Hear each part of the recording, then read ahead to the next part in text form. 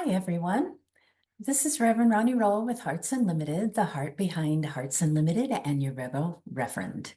I'd like to give a special shout out to Catherine Lilly and Icon Realty, our show sponsor, for believing in Hearts Unlimited and my mission to spread love around the world.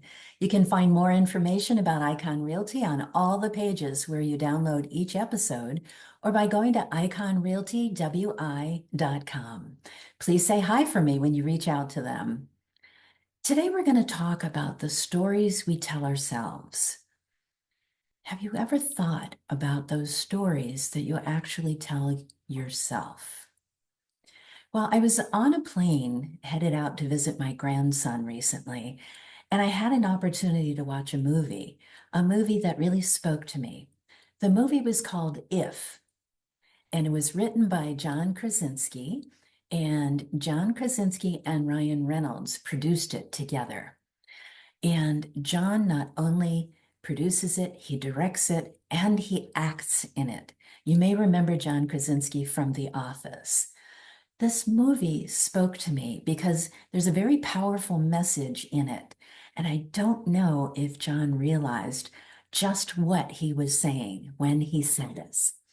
In this movie, the movie has a line, and the line says that the most important story is the story that we tell ourselves. Think about that. The most important story we tell is the story that we tell ourselves. Now, we tell ourselves stories in a lot of different contexts for a lot of different reasons and meanings. Whenever we need to somehow justify something in our life, we need to create a story so that the brain can deal with it, so the heart can deal with it. We have to be able to reconcile those emotions with the actions that took place. This movie is so beautiful in how it tells a story of a young girl who's trying to be a grown-up, and she realizes that the best story that she can tell herself is the story that right now in the moment, she's a little girl who needs her daddy. For those of us who are our adults and we're in a different place in our life, we need to start taking a look at what are the stories that we're telling ourselves about the relationships in our life. The Gottman Institute is the #1 institute in the world when it comes to relationships and understanding them, studying them, and really being able to have an amazing way to predict the outcome of a relationship simply by talking with a couple for a very short period of time.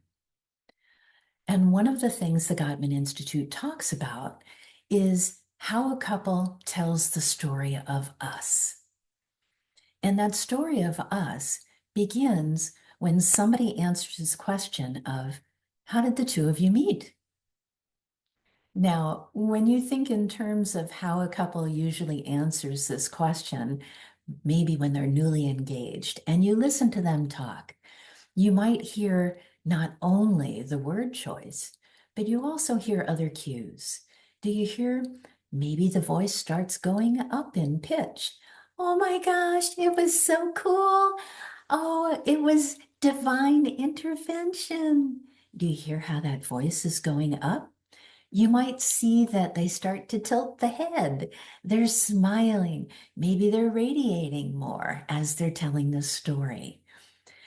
The word choice, you might also learn, is different. And the word choice in that moment when they're happy is going to talk a lot more about the we of us than the me, right? And so as you listen to them talk, it sounds very different than a couple who may not be in a happy place. So what might that story sound like? If you ask somebody who's not in a happy place in their relationship how the two of them met, you might hear something more like, I have no idea. I don't even remember anymore. It's been so long. And why does that even matter? you know, I'm at that point now where I just want to move on. I just don't feel happy. I'm upset. I'm crying a lot. Do you hear the difference in the two stories? There's more of those I, me, my kinds of things. The voice is lower, and you're not seeing that positive, bubbly attitude coming out. These are all things that the Gottman Institute is able to be marking as they're listening to that story of us and how it plays out. We know that the story of us attitude, that positivity about your relationship, also becomes a strong buffer when we have conflict in our life. Because what happens is when we have that positive story of us, we are more apt to focus on the positive qualities of our partner. And so when there's conflict that comes up down the road, we're more likely to trust them. We're more likely to believe that they have that same depth of commitment that we have to this relationship. Likewise, if it's a negative story of us, this primes the brain to assume the worst about your partner, that they're not coming with the right intention to the conflict, that for them, there may be ulterior motives that are not positive. And Dr. Gottman from the Gottman Institute finds that couples either glorify the struggle that they're having by highlighting the good times in their relationship or by making light of the bad if things are good. So you might hear somebody when they're moving through conflict say, we got this. For us, we just have this little bit of a conversation and then we get on the other side and it's all great. Or, you know what, there really aren't that many times that we have a difficult conversation and I know we've got it. And that's a very different way of coming to a disagreement. When we bring this positive story of us to a conflict, we usually don't bring contempt rather, or resentment. And the Gottman Institute identifies that there are 4 horsemen of the apocalypse to any major relationship. Contempt, criticism, resentment are all part of those 4 horsemen that can end any relationship. So how do we develop a positive message? How do we get to a point of having a beautiful story of us? I believe that the brain is a glorified computer. We get to program it. So we can put in positive messages or negative messages. And this computer, called our brain, is either going to solve a problem if we ask it something like, what's 1 + 1? It'll tell us 2. Or in the alternative, if we make a statement, the only thing the brain knows to do with that statement is to either affirm it, deny it, and then file it away. So if we continually have negative messages coming into the brain, the only thing it knows to do is create a new neural pathway of negativity and to affirm those statements. So what does this look like? If we surround ourselves with negative messages, that's what the brain believes. So where do these negative messages come from? Everywhere. If we think in terms of the people we surround ourselves with, do we hang out with people who have negative relationships in their own life? Do they talk negatively about their partner? Do they talk negatively about our partner? Because all of those are messages that our brain continues to hear and process and file away.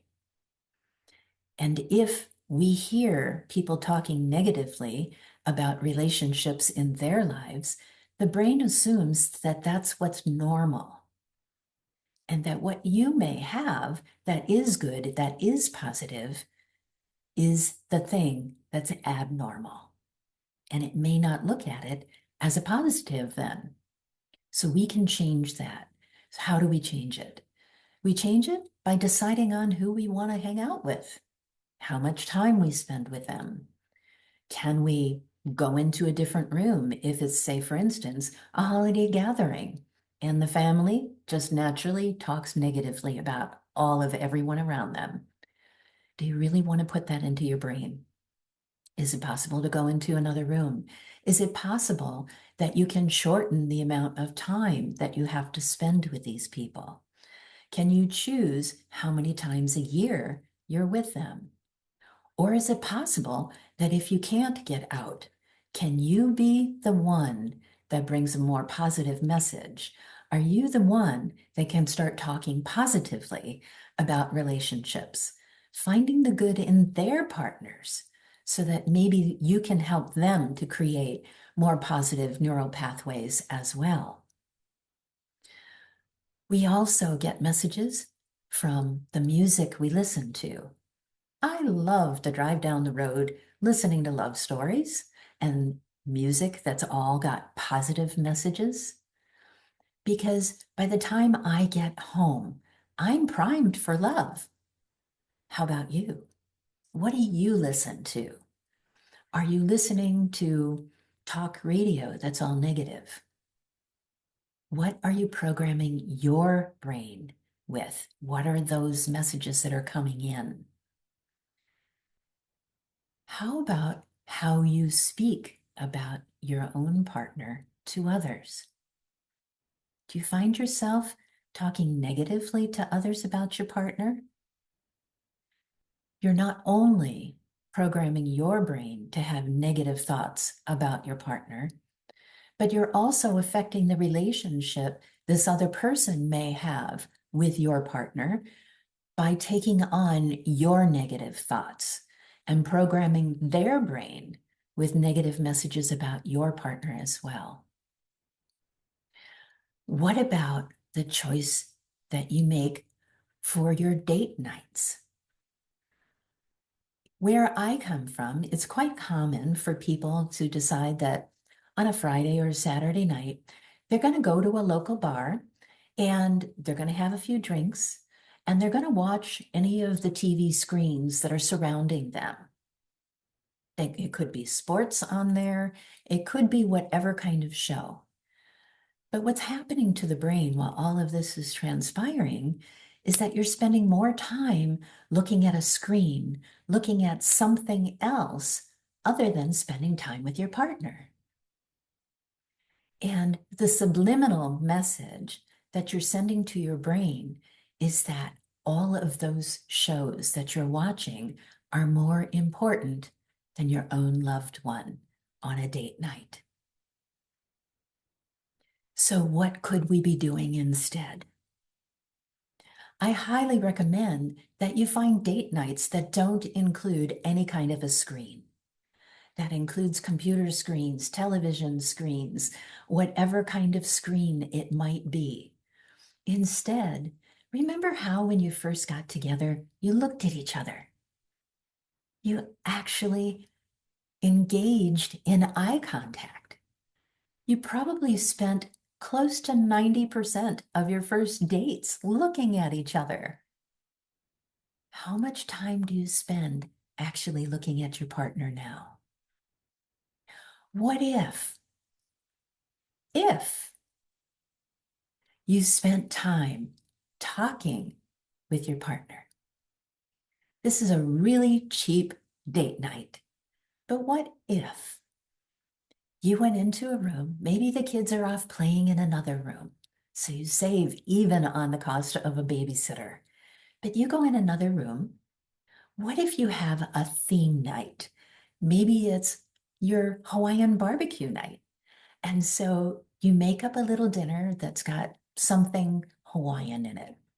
Barbecue ribs, maybe some coleslaw, some easy things that you made up in advance or you picked up at the store. You put on some Hawaiian shirts, some sunglasses, maybe a special hat.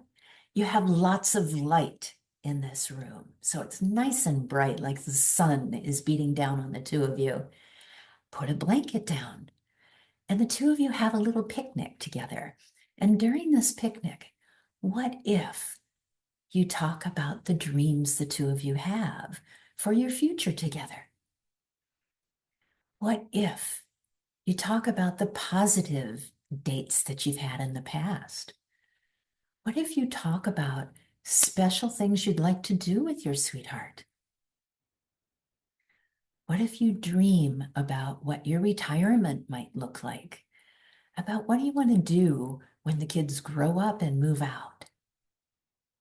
What if the two of you plan your future together and create these beautiful dreams that you want to have together? That will feed a positive story of us. Now, we've been talking primarily about what happens in your most intimate relationships, but the same kind of thought pattern can also carry over to how you relate to your children. What are the messages that you share with your child about them? About maybe what they're good at, what they're not so good at. What do you tell the other kids about the one that's not in the room? All of those messages are going out to others, but they're also becoming imprinted in your own brain about your child. Look for the positive gifts in your child and reinforce them in your own mind. What are the messages that you talk about when you're at lunch with your friends about your boss? Are you really talking positively about your boss and the good things that they can do? How would that change how you relate to your boss if you have positive neural pathways developing in your brain instead of negative ones? What about your clients? Do you find yourself talking negatively to other people on the staff about your clients? All of these things can affect the story of us and how we relate not only to others, but how we relate to ourselves. If we truly want to believe that we have that love story of a lifetime, we can begin by creating it in our own thoughts. Keep a love journal. In your love journal, write down the things you love about your sweetheart. Sit down and do a mind dump of everything you love about that person. And find the littlest of things. Maybe it's just the dimple in their chin or their cheek. Maybe it's the way their eyes glimmer. Whatever those things are, write them down. It could be that your partner actually said thank you today, or they said they were sorry. Whatever it is, write all of that down in this love journal. And then before you go to bed every night, just add one thing, just one little thing that you noticed about your sweetheart, your partner today, that you love about them, that you're grateful for, that reminds you of the why you married them in the first place, or why you continue to be in a relationship with this person, why this child brings joy to your life, why you enjoy your job at work. All of these things can affect how the brain views the story of your life. If you'd like more information on how to design your happiest, healthiest, and hottest relationship for life, maybe you have questions about how to reach me, you'd like to make comment, maybe you want to be a guest on Hearts Unlimited's podcast, you have ideas for upcoming podcasts too, feel free to reach out and let us know. You can write to us at hello@heartsunlimited.org. Find us in Facebook. Please remember to like and share our pages, write positive reviews, and tell your friends about us, please. That way we know to keep great content coming your way. Please remember to subscribe so that you'll receive a notice when new episodes are released. And you can do that by going to www.heartsunlimited.org/subscribe. You'll also find more information there about our Ace of Hearts Club that's coming out soon. And until next time, here's to a life full of love and blessings along your heart's journey.